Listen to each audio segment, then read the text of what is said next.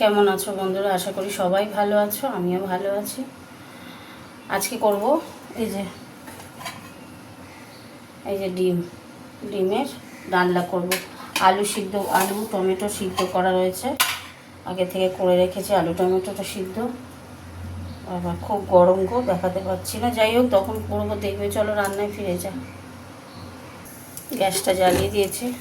প্রথমে তেল দেবো, ডিমগুলো ভাজবো। তেলের মধ্যে একটু নুন দেবো আর হলুদ দেব। একটু নুন দিয়ে দিলাম,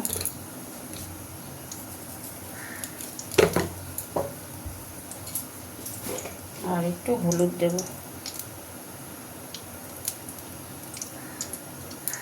তেলটা গরম হোক। তেল গরম হয়ে গেছে, ডিমগুলো দিয়ে দিচ্ছি।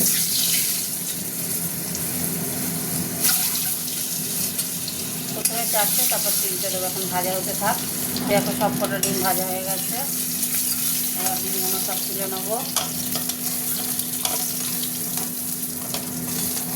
তুলে নিলাম। সর্ষের তেল দেবো, এই তেলের ওপরে সর্ষের তেল দেবো। দিয়ে দিলাম। তেলে একটু মিষ্টি দেব। তেলটা গরম হোক। আর দিয়ে দেবো তেজপাতা আর দুটো শুকনো লঙ্কা, গোটা জিরে দিয়ে দিলাম। গরম হোক তেলটা। এবার দিয়ে দিচ্ছি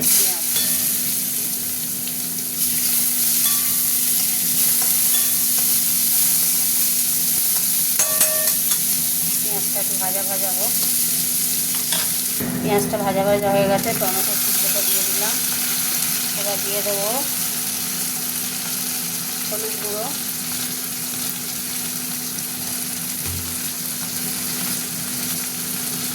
লঙ্কা গুঁড়ো দেবো,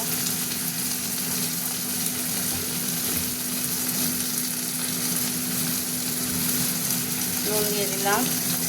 আর দেবো এই যে আদা রসুনের পেস্ট। একটু আলু সিদ্ধ জল দিই।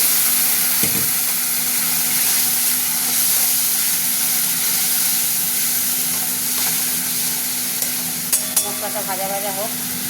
মশলা হয়ে গেছে, তেল ছেড়ে দিয়েছে। গরম মশলা দিয়ে দিলাম একটা পাতা।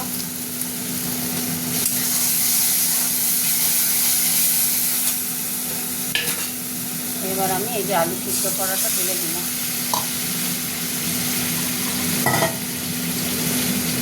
জল দিয়ে দিলাম, ডিমের ঝোল হবে তো ওই জন্য জল দিয়ে দিলাম।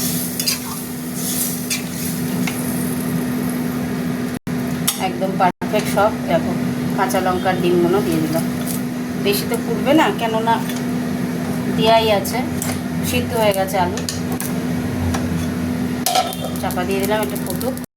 দেখো বন্ধুরা, চাপা খুললাম, ধনে পাতা দিয়েছিলাম, একদম হয়ে গেছে ঝোল কমপ্লিট আমার ঝোল। চাপা দিয়ে দিলাম, গ্যাস অফ করে দিলাম। চলো তোমাদের সাথে একটু কথা বলে নিই।